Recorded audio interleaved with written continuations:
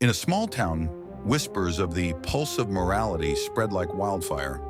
It was said to be a mysterious heartbeat heard only by those with a guilty conscience. One night, a young man named Alex heard it, a rhythmic thumping echoing in his ears. Haunted, he confessed to a petty theft from years ago. The pulse stopped, leaving him in peace. Curious, he shared his story, only to find others had similar experiences. But the twist?